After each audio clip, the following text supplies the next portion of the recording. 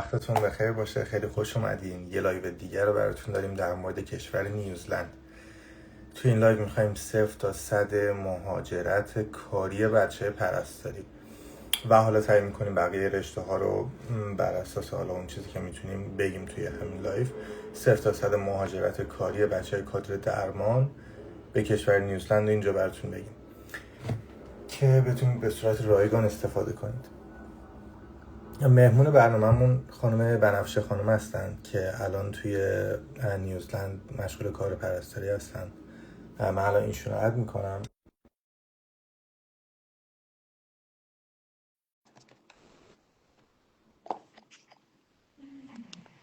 سلام. سلام. خوب هستین شما؟ سلامتین؟ خوبین؟ مرسی. شما خوبین؟ بسیار عالی. ممنون. صبح ما و شب شما بخیر باشه.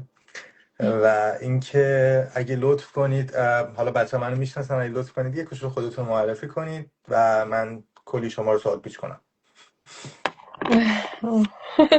خب از سابقم تو ایران شروع کنم چی بگم؟ هر من جور سابقم خوش تو من ایران. میدونم که ما یه بار قبلا با هم صحبت کرده بودیم. شما آره، ایتالیا بودین. بله. به سلامت. خب من حدود 5-6 سال سابقه کار داشتم توی بخش روان ایران و بعد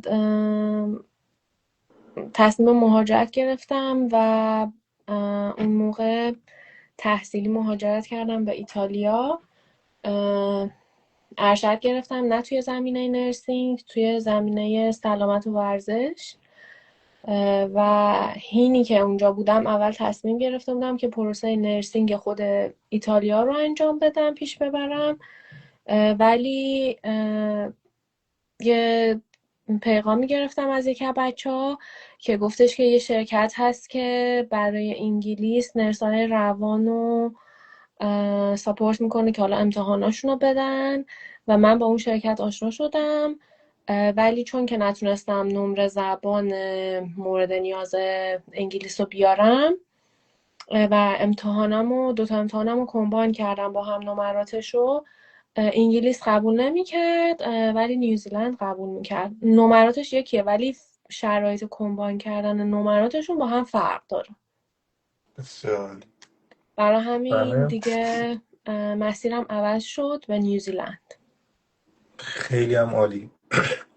بعد خب اگه الان اوکی باشین من از شما بپرسم که کل اون فرایند مهاجرت به نیوزلند از همون ابتدا، ترجمه مدارک تا حالا کجا اپلای کردین و همه فرایندش اگه لطف کنید برامون توضیح بدین مرحله به مرحله، عالی میشه.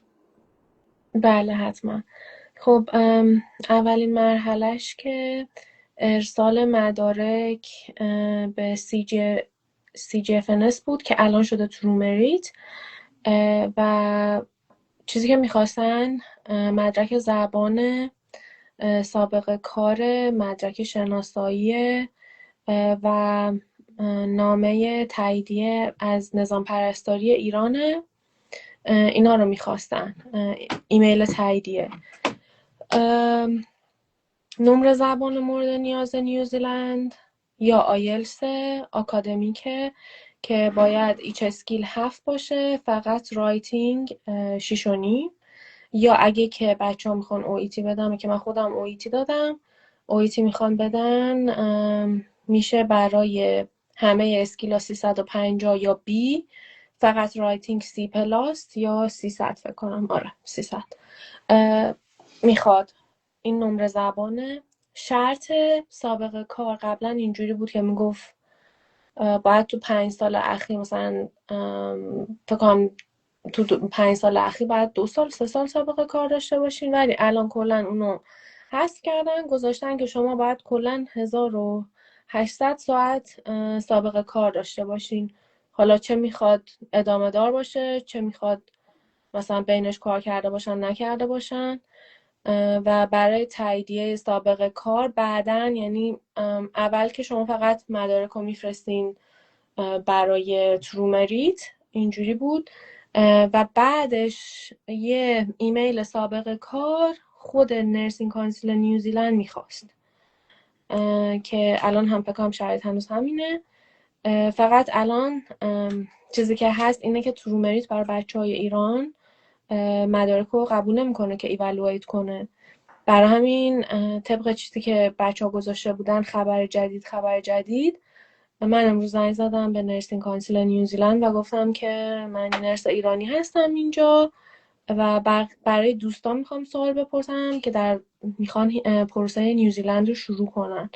گفتم که طبق این چیز که ترومریت مدارک ایران رو قبول نداره آیا راهی هست و بهم گفتن که اگه که کسی باشه که حالا کوالیفیکیشناش کامل باشه، یعنی نمره زبانش رو داشته باشه، 1800 ساعت سابقه کارش رو داشته باشه، میتونه ایمیل بزنه شرایطش رو بگه و اینا نرسینگ کانسیل نیوزیلند کیس به کیس بررسی میکنن و اونا بهشون میگن که چه راهی هست، چه راه دیگه ای هست که حالا چه باشه به صورت دیرکت مدارکشون برای خودشون بفرستن یا جاهای دیگه که ارزیابی مدارک رو انجام میدن انجام بدن. ولی به من گفتن که هر شخصی باید خودش به ما ایمیل بزنه اگه از ایران میخواد انجام بده، شرایطش رو منشن کنه و ما مورد بررسی قرار میدیم و بهشون جواب میدیم که چیکار کنن. پس دمتون یعنی گرم. هنوز امیدی هست.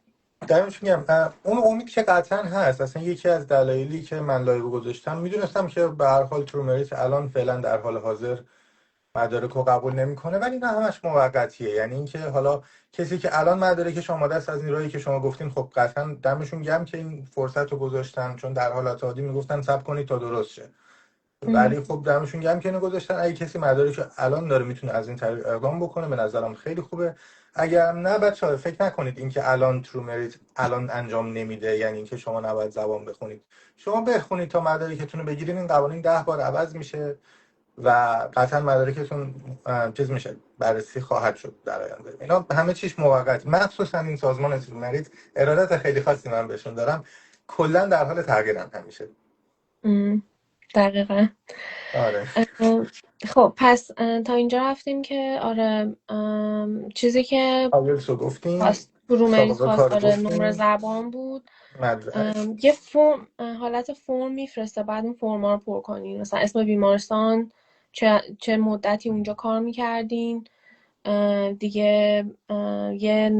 یه فرم داشت برای فکر کنم نرسینگ کانسیل باید میفرستادین، مثلا مشخصات نرسینگ کانسیلمون و ایمیلشون و نظام پرستاری ایمیلشون رو مینوشتیم یه دیگه لحظه ببخشید، نمره. این فرم رو از کجا میگه؟ این کلا الان یه فرم بود یا دو تا فرم شد؟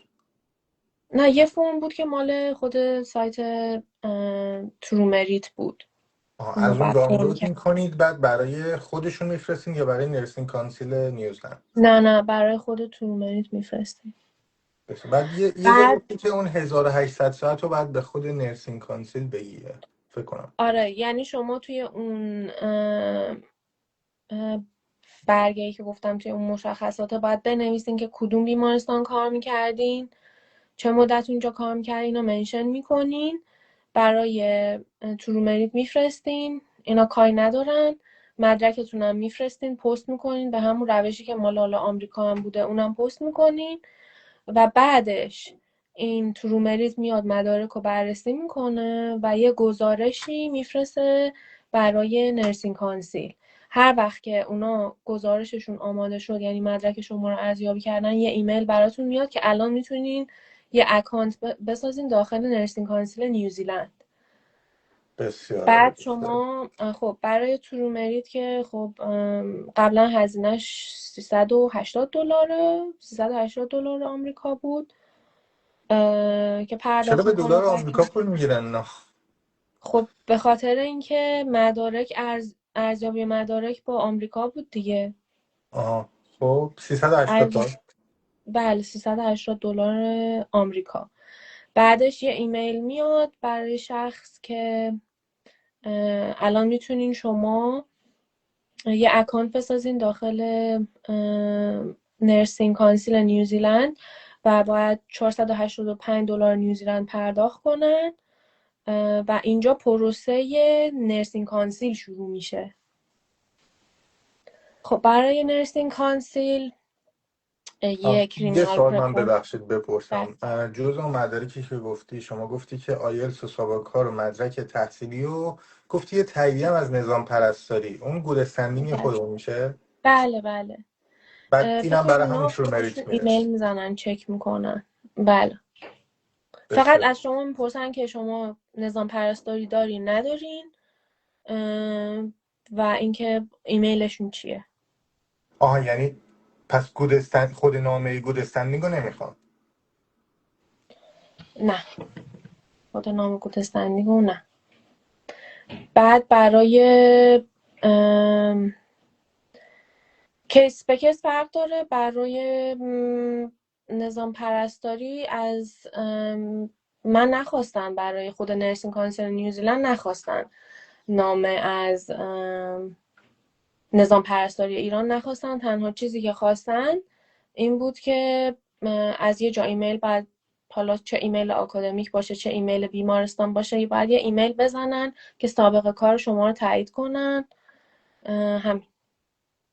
بسیار عالی، بسیار عالی. آره که این خب مشکل به خاطر اینکه تو بیمارستان‌های دولتی معمولا همکاری ندارن. اگه حالا کسی استاد دانشگاهی چیزی هم بشناسه که ایمیل آکادمیک باشه، جیمیل و یاهو اینا نباشه، میتونن براشون ایمیل بزنن تایید کنن که فلانی فلان ساعت تو فلان بخش کار میکرده، از این سال تا این سال مثلا فول تایم بوده، چجوری بوده شرایطش، اینا براشون میفرستن. و یه چیز دیگه هم که میخوان یه کریمینال رکورده که اسم سایتش فیت تو ورکه، سایت استرالیایی هست و هزینه‌ش هم حدود $155 نیوزیلنده که اونو پرداخت میکنن و مشخصاتشون رو وارد میکنن که حالا مثلا شامل آدرس، شماره پاسپورت، اینا هست. و مثلا اگه که کشور دیگه ای زندگی کرده باشن اینا، همه این آدرس ها رو باید وارد کنن. یه مدت طول میکشه تا این کریمینال رکورد انجام بشه و خودشون اون سابقه شما رو میفرستن اتوماتیک به نرسینگ کانسیل نیوزیلند. بسیار عالی، بسیار عالی. خب اوکی، بعدش این پرسه همون نرسینگ کانسیل شروع میشه و خب اونو داشتیم گفتیم. بله. پروسه نرسینگ کانسیل. الان پروسه نرسینگ کانسیل، یه چیزی که فراموش کردم اینه که برای مدارکی که میخواستن برای CG یا همون ترو مریت، آیدی کارت هم هست که آیدی کارت باید نوتاری بشه، که حالا یا پاسپورت یا گواهینامه یا برث سرتیفیکیت، هر کدومش رو بخوان میتونن بفرستن براشون. وقتی که دیگه توی نرسینگ کانسیل ثبت نام کردن، هزینه‌شو پرداخت کردن، کریمینال رکوردشون رو انجام دادن و سابقه کارشون رو چک کردن، دیگه الیجیبل میشن که امتحان IQN که تئوریه اونو بدن. سوالاش مشابه CBT انگلیسه. 9 تا سوال مدیکیشن داره و 81 سوال نرسینگ داره. قیمتش هم برای اون قسمتی که حالا مال محاسبات دارویی هست $32 و برای قسمت نرسینگش هم $108 که اگه که یکی از اینا رو فیلد بشن فقط کافیه همون سکشن رو بدن. حالا طبق تجربه که خودم داشتم، مثلا سوالاشو چک میکردم، سوالاش تقریبا شبیه همون CBT انگلیس بود. خیلی سخت بسیار نیست، با یه هفته خوندنم طرف میتونه بره امتحان بده که عالی. امتحانش تو کشور اطراف ایران میتونن آنلاین امتحان بدن. من یادم موقع که CBT رو انجام دادم همون موقع جوابشو بهم دادن. CBT یا IQN؟ IQN. من میگم سوالاش دادم، منظورم تقریبا، اینو هم جوابشو مثل CBT همون لحظه میدن. آره فکر کنم دیگه، یا همون لحظه میدن یا نهایتا چند ساعت بعدش سوالو میدن. آره بسیار. ترکیه هم امتحان میتونین بدین دیگه. بعد بعدش میری یه سال سراغ. اینو هم همون پیرسون وو میگیره این امتحان رو، بله درسته؟ پیرسون ویوه. بله. بسیار عالی. بعد منابع دارین برای این به بچه بدین؟ خب من منابع با توی CBT خود یکیه یا؟ تو خود سایت نیوزیلند یه سری منابع سمپل های سوال گذاشته، ولی چون خب این امتحان حدود مثلا چند ماهه که حدود 1 سال فکر کنم توی نیوزیلند برگزار میشه، اونقدر بانک سوال مثل انگلیس نداره، ولی همون سوالای CBT انگلیس رو که بزنن کافیه. بسیار عالی، بسیار عالی. خب این امتحان هم بچه ها قبول بشن بعد چی میشه؟ بعد میرن سراغ امتحان آسکی. اینجا تفاوت وجود داره بین نیوزیلند و انگلیس.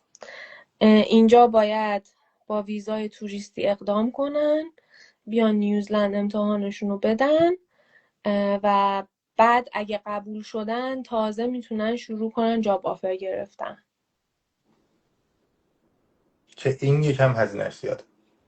بله هزینهش زیاده، چون باید خودشون بدن. مثلا انگلیس اینجوریه که شما بیمارستان میارتتون انگلیس، هزینه امتحان و کلاس و اینا رو براتون پرداخت میکنه، ولی اینجوری نیست. اینجا شما باید با ویزای ویزای توریستی بیاین، هزینه هم همه باید خودتون پرداخت کنین. که امتحانش توی جزیره جنوبی انگلیس نیوزیلنده و میشه شهر کرایستچرچ. هزینه امتحان $3000 نیوزیلنده و یه دوره چند روزه هم داره از خود طرف خود نرسینگ کانسیل برگزار میشه که حدود $500. چند روز قبل آزمون میتونن شرکت کنن اون دوره رو. و به غیر این الان یه سری از این مؤسسات هستن توی نیوزیلند که چه کلاس آنلاین خودشون برگزار میکنن، چه کلاس مثلا حضوری که خب بچه‌هایی که مثلا خب چون امتحان سختیه دیگه و باید همه اینجا اینجوریه که همه ایستگاه‌ها رو باید پاس بشن که قبول شن و مثلا فکر بچه میکنم ها که اینم بدون مثل انگلیس باشه، آمادگی. 10 تا استیشن داره، درسته؟ شما اون امتحان رو دادی دیگه، درسته؟ من ندادم. 12 تا ایستگاه باید باشه، چیزی که خود سایتش نوشته که هر ایستگاهی چیزای مختلف میپرسن. من اون موقع که اقدام کردم هنوز دوره کپ بود و دوره کپ گذروندم که دوره دیگه برداشته شد. ما هم حالت یه مثلا مینی آسکی دادیم که مثلا یه کلاینت داشتیم مثلا شورتنس آف برست داشته، چجوری برخورد میکنین، تنگی قفس سینه داره، فال، چه کارهایی انجام میدین. یه حالت مینی آسکی از همون تو دوره کپ گرفتن، ولی خب نه به جدیت آسکی. و من پیشنهاد میکنم که حتما کلاس ها رو حتما حتما. آره ثبت نام کنن، حالا چه آنلاین چه حضوری. موقعی که مثلا میخوان بیان برای دور امتحانشون میتونن درخواست بدن که مثلا ما این دوره رو ثبت نام کردیم، از این موقع تا این موقع میخوایم تو نیوزیلند باشیم و درخواستشون رو بفرستن برای اداره مهاجرت. و این کلاس ها خب باعث میشه که بعضیاشون حتی تمرین هم داره، یعنی تمرین پرکتیکال هم انجام میدن و خب باعث میشه که طرف با اون اعتماد به نفس و تمرین کرده باشه، قبلا اشکالاشو گفته باشن. خیلی به نظرم تاثیر داره. وقتی شما میخواین این همه هزینه بکنین حداقل با آمادگی کامل بیاین، به خاطر اینکه اگه فیل بشن دوباره باید 3000 تا پرداخت کنن. من یه تجربه خودم رو در مورد امتحان آسکی بگم که حالا احتمالا آسکی نیوزلند خیلی متفاوت نباشه با انگلیس. امتحان آسکی امتحان هم سختی هست هم نیست. دلیل اینکه سخت نیست اینه که بار علمی خیلی خیلی بالایی نمیخواد از شما و یه سری دانش جنرال داشته باشین کافیه.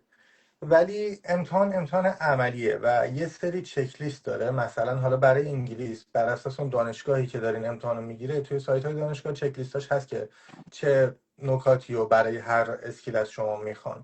احتمالا مهم. برای نیوزلند هم باید همچین چک لیست های وجود داشته باشه توی سایت های دانشگاه، ولی در کل نکته خیلی مهمش اینه که اون دوره‌ای که حالا براتون میذارن و حتما باید برین، چون که امتحانی نیست که شما بگین من خودم میخونم و میرم امتحان میدم. به هیچ وجه این امتحان رو به این شکل، به هیچ وجه که نه، ولی خب قبول نمیشین. حقیقت من فکر نکنم کسی بتونه دقیقا. بدون اون دوره اینو قبول مهم. بشه، چون یه سری روتین های خاص داره، یه سری نکات خیلی ریز داره که مخصوص این امتحانه، شاید تو پرکتیس مهم. واقعی هیچ وقت انجام نشه. دقیقا. مثلا اینجا اول مهم اینه که طرف نمیدونم وقتی وارد اتاق میشه اون بهداشت دستش رو رعایت کنه، خودش رو معرفی کنه، اسم بیمار رو چک بکنه، تاریخ تولدش رو چک بکنه. مثلا اینا هر کدومش مرحله به مرحله باید انجام بشه. هر مرحله‌ای که مثلا اینا پشت سر میزنن، اینا روی برگه یه تیک میزنن که یعنی مثلا این کار رو انجام داده، این کار رو انجام داده. و بعد میان حالا طبق کرایتریایی که دارن بررسی میکنن که این به طور کلی این طرف که حالا مثلا 12 تا استیشن اومده عملکرد چه جوری بوده، چه چیزایی رو میس کرده، این چیزا مهم بوده نبوده. و بعد نتیجه کلی که طرف فیل شده یا اکسپت شده رو فکر کنم یه هفته تا 2 هفته بعد بهشون میدن. این دوره ها میگم همینجور که میگم توی نیوزیلند بعضی دانشگاه و بعضی مؤسسات خصوصی برگزار میکنن که هزینه هاش متفاوته، مثلا از $500 نیوزیلند هست تا 3000 تا 4000 تا، بستگی به تعداد ساعتی که با طرف کار میکنن، بستگی به اینکه پرکتیکال داره نداره، نمیدونم چی بهش میگن، سوپرویژن خصوصی داره نداره. اینا به چیزهای مختلف قیمتاش متفاوته. ولی میم یه سوال من بپرسم، 4 تا ببخشید. مؤسسه هست. اگه یه نفر بیاد اونجا و این امتحان رو بده و حالا مثلا از اون استیشن هایی که هست مثلا این 2 تاشو قبول نشه، چند وقت بعد میتونه امتحان مجددش رو بده؟ یعنی باید ببین، برگرده ایران دوباره ویزا بگیره یا میتونه بمونه خب اونجا این درست این بعد؟ بستگی داره که تایم ویزاش چقدر باشه. مثلا یه وقت میبینیم به طرف ما داشتیم به بعضیا 6 ماه ویزا دادن، ویزای توریستی، به بعضیا 3 ماه دادن، به بعضیا 1 ماه دادن. شرایط فرق میکنه دیگه. و مثلا اگه نزدیک بچه ها میتونن دوباره هینین که اینجا هستن دوباره میتونن ویزای توریستی درخواست بدن، ولی خب هیچ تضمینی وجود نداره که بهشون بدن ویزا رو یا ندن. برای همین ممکنه که طرف فیل بشه و تاریخ ویزاش گذشته باشه، باید اینجا رو خاک نیوزیلند رو ترک کنه. ولی یا میتونه مثلا قبل اینکه امتحانش رو بده، قبل اینکه اکسپایر بشه ویزاش، میتونه 2-3 هفته زودتر دوباره اپلای کنه برای ویزا توریستی. من خودم چون مثلا کار پیدا نکردم و تاریخ ویزام داشت تموم میشد، دوباره درخواست همینجا که بودم 1 ماه زودتر این که ویزام تموم شد دوباره درخواست ویزا توریستی دادم و دوباره یه 3 ماه بهم دادن که اونم ویزای توریستی بستگی به اون حالا چیزای مثلا نمیدونم تمکن مالی که شما گذاشتین، تای برگشتتون، بسته به اون میان به شما ویزا رو مثلا میدن. بعضیا که مثلا تای برگشتشون ممکنه که خیلی قابل قبول نباشه، ممکنه که مثلا کوتاه مدت‌تر ویزا بدن. توی کل بچه‌هایی که من میدونم اپلای کردن شاید 1 نفر بوده، 1 نفر 2 نفر بودن که کلا ریجکت شده باشن برای ویزای توریستی. ولی بقیه همه چه مامایی بودن چه نرسینگ بودن ویزا شدن. بسیار عالی. من 2 تا چیز یادم آمد. یکی این که بچه ها اگه خواستین حالا این فرایند رو برید و برای نیوزلند اقدام کنید و قرار بود امتحان آسکی بدین، حتما از چت جی پی تی بپرسین. یه سری رد فلگ ها داره همون امتحان آسکی و اون رد فلگ ها رو پیدا بکنید و حالا از چت جی پی تی بگید سورسش رو پیدا کنه و برید اونو دانلود کنید که احتمالاً توی سایت یکی از دانشگاه نیوزلند باشه. رد فلگ ها چیزایی هستن که اگه در حین امتحان مثلا از همون چک لیست اگه 12 تا مثلا آپشن داره، از اون 12 تا شما 11 تا انجام بدی، یه دونهش انجام ندی و اون یه دونه جزئی از رد فلگ ها باشه، شما فیل میشید. و اون رد فلگ ها رو حتما بخونید که اون یادتون باشه. لزوما این نیست که اگه مثلا از 12 تا 11 تاش انجام بدی فیل میشی، بعضیاش گزینه خیلی مهمیه و اون از نظر سیفتی هستش، سیفتی بیمار، که اگه اونو اشتباه انجام بدین به ازای همون یه دونش هم میتونید فیل بشید. و یعنی اگه آپشنایی باشه که جزء رد فلگ نباشه ممکنه 3 تاشو انجام ندین هم فیل نشین، چیز خاصی نیست اونم. این از این. یه چیز دیگه هم میخواستم بگم.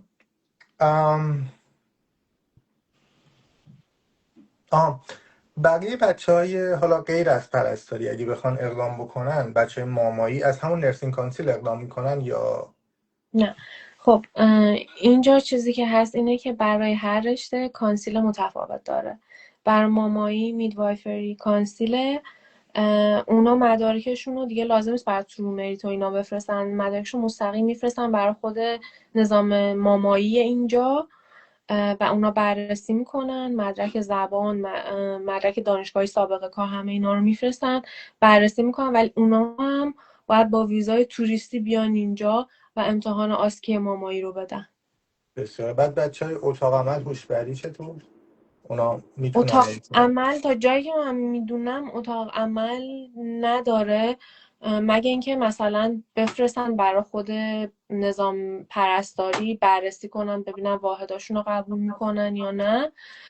ولی بیهوشی داره. بیهوشی خوبیش به اینه که وقتی مدرک زبانشون رو داشته باشن دیگه امتحان آسکی و اینا نداره، راحت با مدرک زبان و ایوالویشن مدرکشون میتونن راحت رجیستری رو بگیرن و بعد دنبال کار بگردن. این راحت ترین پروسه برای بچه‌های بیهوشی نیوزیلنده. دیگه لازم نیست بیان اینجا با ویزا توریستی امتحان بدن، دنگ و فنگا رو نداره. چقدر عالی، چقدر عالی. بچه بیوشی همیشه حال میکنن دیگه. بسیار عالی. خیلی خوب. پس بچه های فقط گفتیم که برای نرسینگ کانسیل نیست، اونم برای یه حالت کانسیل برای خودشون دارن. بله اونم کانسیل بسیار برای خودشون دارن. خب دیگه بچه های بیوشی اگه نمیدونین کجا برین، اگه مدرک زبان دارید دیگه ساده ترین راه این هستش. خیلی خب، خیلی عالی. بعد دیگه آها، ما تا اینجا رفتیم که شما گفتی آسکی رو بدید و قبول بشید و حالا در مورد آسکی ری صحبت کردیم. بعد از اون پروسه به چه شکلی میشه؟ بعد از اون بعد دنبال کار بگردن یا پروسه؟ بعد از اون دیگه مدرک RNشون که صادر شد یه هزینه میدن برای annual practice certificate، هم حدود 100 خورده دلار نیوزلنده. اونو همون تقریبا هم موقع که نتیجه فکر کنم ریزالت امتحانشون بیاد سریع میتونن پرداخت رو انجام بدن و annual practice certificate بگیرن و دیگه از اون موقع میتونن دنبال کار بگردن. کار توی اینجا مثلا بستگی داره که کجا ویزا اسپانسرشیپ ارائه بده. معمولا بیمارستان‌های دولتی که اینجا بیمارستان‌های تفات اورا بهش میگن، معمولا ویزا اسپانسرشیپ انجام میدن و به طرف ویزای کاری 5 ساله میدن و بچه ها میتونن از همون موقع که جاب آفرشون رو گرفتن مستقیم برای رزیدنسی یا اقامت هم اپلای بکنن که برای رزیدنسی هم حالا باید نمره زبان، حداقلای نمره زبانش رو داشته باشن که خب بچه ها اگه که امتحان چی بهش میگن دیگه آیلتس 7 داشته باشن اصلا بیشتر اون کرایتریای رزیدنسی هم هست. من چون امتحانم تاریخش گذشته بود یه امتحان پیتی دادم، خیلی هم نمره عالی نبردم، بکنم اوورالش حدود 60 بود، 60 خورده بود. با همون رزیدنسی و پروسش رو انجام دادم و اقامت اولش اقامت معمولی میدن، بعد 2 سال با داشتن اقامت میتونن درخواست بدن برای PR و بعد PR هم 3 سال بعد سیتیزنشیپ، یعنی کلا حدود مثلا 5 سال بعد میتونن سیتیزنشیپشون رو بگیرن. بعضی جاها مثلا خانه سالمندانا، بعضی بیمارستان‌های خصوصی هم ویزا اسپانسرشیپ دارن ولی خب محدودتره نسبت به حالا بیمارستان‌های بزرگ، محدودتره. ولی داشتیم بچه‌هایی که توی اوکلند آفر گرفتن توی خانه سالمندان، ویزا اسپانسرشیپ هم براشون انجام دادن و اونجا کار میکنن. یکی از مزیت‌هایی که رجیستری نیوزلند یا استرالیا هر دوش داره اینه که شما چه رجیستری نیوزیلند رو داشته باشین میتونین رجیستری استرالیا رو بگیرین، چه رجیستری استرالیا رو داشته باشین میتونین رجیستری نیوزیلند رو بگیرین. خوبیش به اینه تنها کاری که لازم بود انجام بدم اینه که مدرک شناساییتون رو میفرستین برای آفرا و حدود یه هفته بعد 2 هفته بعد بدون اینکه هیچ مدرکی دیگه ازتون بخوان رجیستری RN استرالیا رو میگیرین. من خودم الان RN استرالیا رو هم دارم. بسیار عالی، بسیار عالی. یه سال در مورد پیدا کردن کار. خب الان ما بگیم بچه امتحان آسیا قبول شدن باید برگردن ایران، آم، اونجا بمونن حالا تمدید کنن ویزای توریستی و حضوراً دنبال کار بگردن بهتره یا اینکه برن ایران حالا از سایت ها اپلای بکنن رزومه بفرستن؟ چطوری اگه که از پیدا بتونن کردن کرد؟ بمونن که خب خیلی بهتره، چون مثلا شهرهای بزرگ مثلا اوکلند میتونن خودشون حضوری برن خانه سالمندان ها سر بزنن یا مثلا کانکشن بگیرن با بچه هایی که اونجا هستن و بپرسن مثلا کارفرماها. مثلا خیلی بچه ها بودن که اخیراً از طریق همین کانکشن ها که با بچه های اینجا ساخته بودن فهمیده بودن مثلا آفر هست توی نرسینگ هوما، توی ایجد کیر هوما و راحت بعد اینکه امتحانشون رو داده بودن اومدن رفتن صحبت کردن، یه مصاحبه گذاشتن با منیجر اون ایجد کیر و مصاحبه گرفتن. ولی خب بیمارستان‌های دولتی یه مقداری سخت‌تره، چون که شما باید اپلیکیشن پر کنین برای اون جاب و ممکنه که 100 نفر 200 نفر دیگه هم اپلیکیشن پر کنن. من خودم از یکی از کسایی که ازم مصاحبه میکرد پرسیدم که مثلا خب رو چه کرایتریا مثلا من انتخاب کردی؟ گفتش که خب یه چیزی این بود که مثلا اینجا بودی، حالا هرچند هم ویزای توریستی داشتی مثلا اینجا حضور داشتی و مثلا یکی از نکات مهم بود و حالا سابقه کار و اینا که جدا. و یه چیزی که مهمه بر سابقه کار اینه که شما مثلا سابقه کارتون توی یه زمینه باشه. یعنی مثلا یه روز بخش نمیدونم ریه نباشین، یه سال بخش ارتوپدی. اینا خیلی کاراشون اسپسیفیکه. یعنی یکی که مثلا پرستار سرجیکاله همیشه همون چیز میمونه دیگه، یا مثلا میره توی شاخه‌های اسپسیفیک تر. مثلا یه مثل ایران نیست که بگی خب من برم جای مختلف تجربه کسب کنم، این خیلی بهتره. توی سابقه این یه چیز منفی براشون حساب میشه. مثلا شما میخواین بر بخش ارتوپدی اپلای بکنین، بگین من یه سال ارتوپدی بودم، یه سال آی سی بودم، یه سال نمیدونم داخلی بودم، این خیلی بده. ولی اگه مثلا 3 سال سابقهتون توی ارتوپدی باشه این براشون ارزشمندتره. این یه مسئله است. یه مسئله دیگه هم در مورد ریسنتش هستش که یعنی اگه مثلا یه نفر 20 سال سابقه کار دقیقا داره اون آخرش، اون چند سال آخرش کجا بوده تو همون اپلای کنه احتمال قبولیش خیلی بیشتره. دقیقا مثلا دیگه حداقل باید 2 3 سال و سابقه داشته باشه. یا مثلا من که نرس روان هستم اینجا، مثلا تو بعضی از آگهی هم نویسه که 5 سال مثلا سابقه کار روان الزامیه. بعضی خودشون تو آگهی ها مثلا منشن میکنن که دقیقا باید چقدر باشه. بسیار عالی، بسیار عالی. بعد یه سال شما مصاحبت رو حضوراً رفتی که گفتن که چون هستی، یا آنلاین بود و فقط بهشون گفتی نه من الان آنلاین میشم؟ بود. آنلاین بود آره. ازم پرسیدن کجا هستی چی کار میکنی، من قشنگ همه چیزو بهشون گفتم. اونم قبول کردن. آره معمولا خیلی بر اساس تراست دیگه. آره اینجا چون خیلی کسی دروغ نمیگه معمولا اعتماد میکنه. بسیار عالی، بسیار عالی. به نظرت نکته ای مونده که الان بخوایم آها یه بگیم؟ چیزی که یه فرقی که بین انگلیس و اینجا هست، انگلیس سابقه کار ایران رو قبول نداره. تا حدودی بستگی داره. مهم. ولی اینجا بیمارستانهای دولتی سابقه کار ایران رو قبول دارن و درآمدی که به شما میدن بر اساس لول بندی نرسینگتون هست. که مثلا هرچی سابقه کارتون بیشتر باشه لول بندی بیشتر میشه و بر اساس اون بهتون پرداخت میکنن. ولی بعضی از جاهای خصوصی مثل خانه سالمندان و جاهایی که نمیدونم حالا مال انجوهای خصوصی هستن، اینا ممکنه که سابقه کار ایران رو قبول نداشته باشن، دیگه باید وارد مرحله چک و چونه زدن باهاشون بشی و میگن مثلا از تاریخ رجیستری اینجاتون سابقه کارتون حساب میشه. که حالا مثلا میتونن بچه ها صحبت کنن بگن که نه مثلا من اینقدر سابقه کار داشتم ماکسیموم حقوقا میخوام. این دیگه بستگی داره که چقدر بتونن با اون طرف کارفرما راه بیان. من اونم توصیه دیگه میکنم بچه اگه در حد 4-5 سال سابقه دارن خیلی پیگیر این قضیه نشن. اگه دادن که دمشون گرم، ندادن که هیچی. اگه بالای 4-5 سال خب اون وقت دیگه یه تفاوت چشمگیری میشه مهم. که بهتره که پیگیرش بشن قبل از اینکه برن. مهم. دقیقا. ولی اگه تا 4-5 ساله خیلی حساس نشید روش. اون رفتنه خیلی مهمتر از اون تفاوته، چون خیلی زیاد نمیشه توی اون 4-5 سال. مهم. بعد اینکه اوکی، بسیار عالی. چیز دیگه ای هست که نگفته باشیم توی این فرایند؟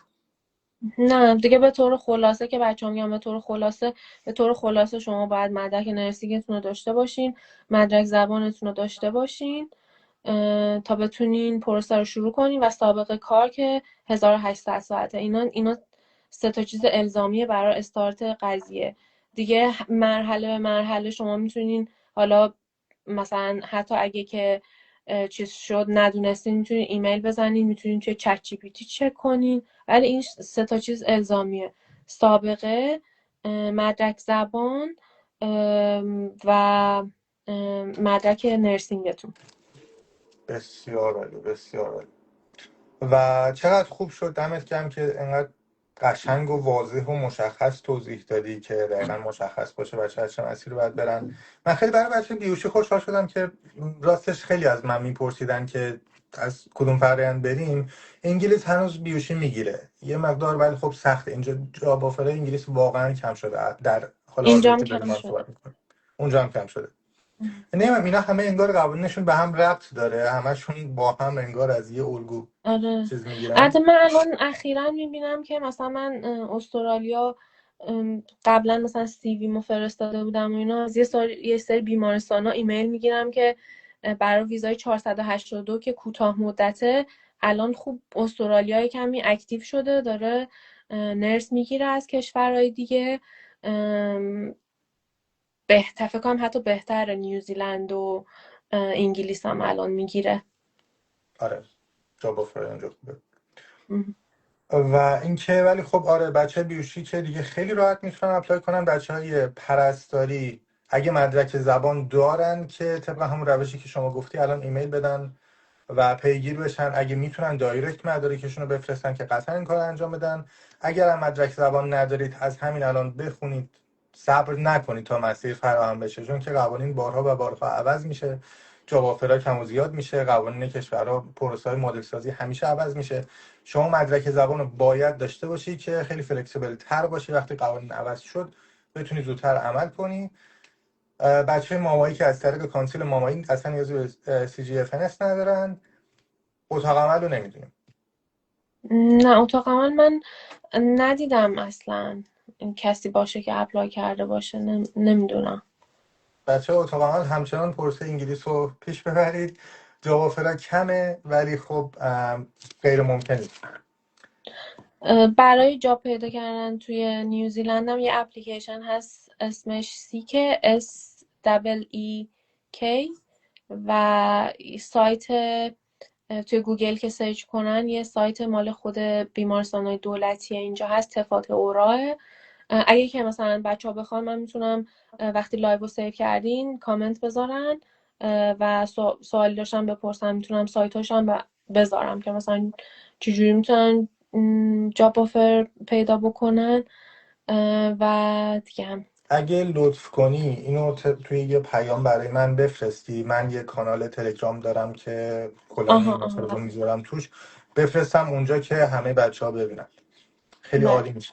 اگه اوکی چند تا از سوالای بچه هم بگیم الان، سوالا بنویسن توی باش. کامنت. شاید چیزی من خیلی سعی کردم، خیلی هم زحمت کشیدی، وقت گذاشتی، دمت گرم. خیلی هم سوال پیشت کردم، خیلی سوال پرسیدم، ولی اگه چیزی یادم رفته بچه‌ها شاید برای من سوال نشده باشه یکیشون خیلی. پرسیده بود که محدودیت سنی داره، برای ورک ویزا محدودیت سنی نداره، ولی برای اقامت فکر کنم باید زیر 55 یه همچی چیزی باشن برای درخواست اقامت، ولی برای خود ورک ویزا که 5 ساله میدن محدودیت سنی نداره.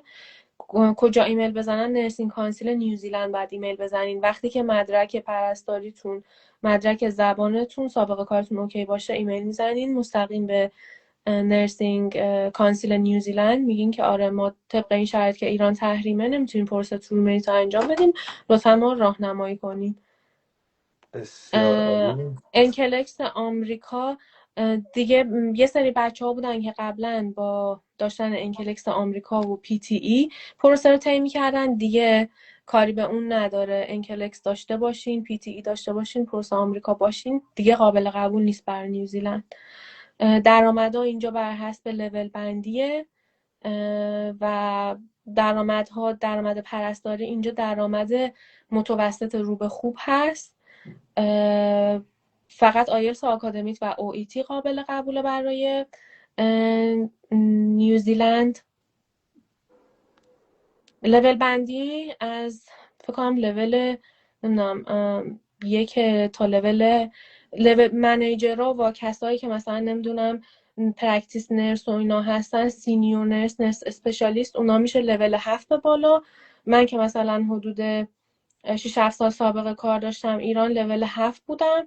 بعدش لول 8 میشه کسی که مدرک پست گراد سرتیفیکیت داره، مدرک بعد بچلر داره، مدرک مسترز داره، یا اینکه پوزیشنش پوزیشن منیجری اسپشیالیست تیم لیدر هست. اونا میشه لول 8 که حقوقشون دیگه خیلی بالاتره.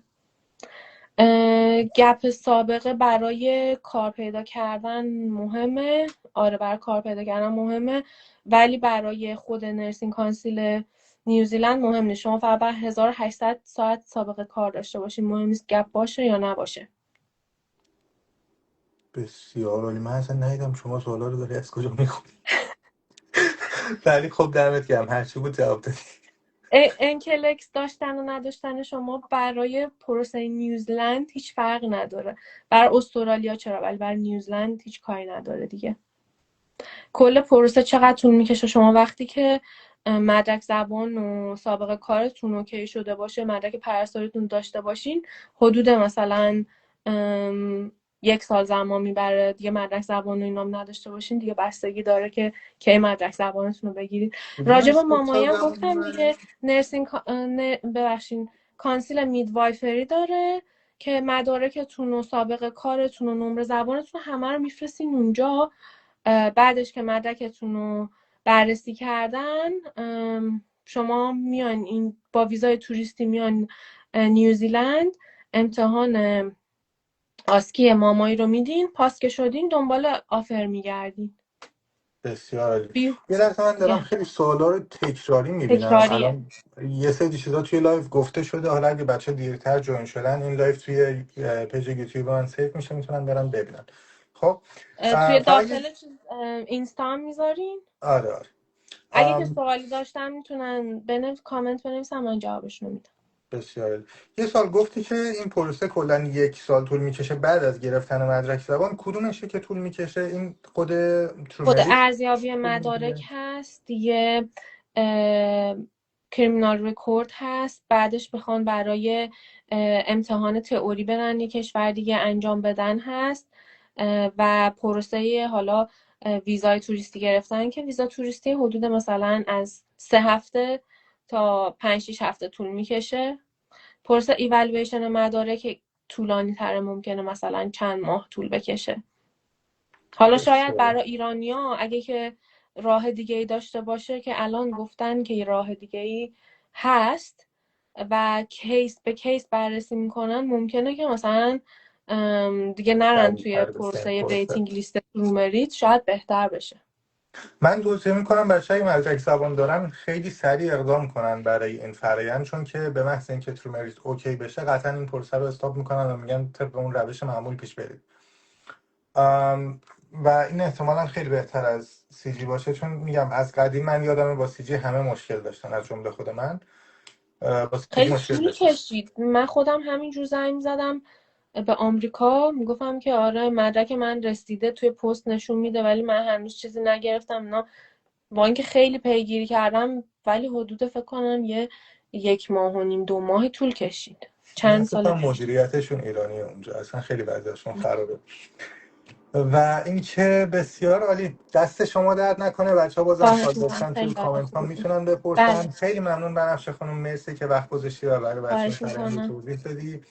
ان که توی زمینه کاری، توی زمینه زندگی اونجا خیلی موفق باشی و بهترین آقایت مرسی، اتفاق شما به بیفته. همچنین. دست شما درد نکنه. ممنون از اینکه قبول خواهش کردین میکنم. بریم تشکیل بدیم. خواهش خدا میکنم. خدا. نگهدارتون. خدا نگهدار. خدا.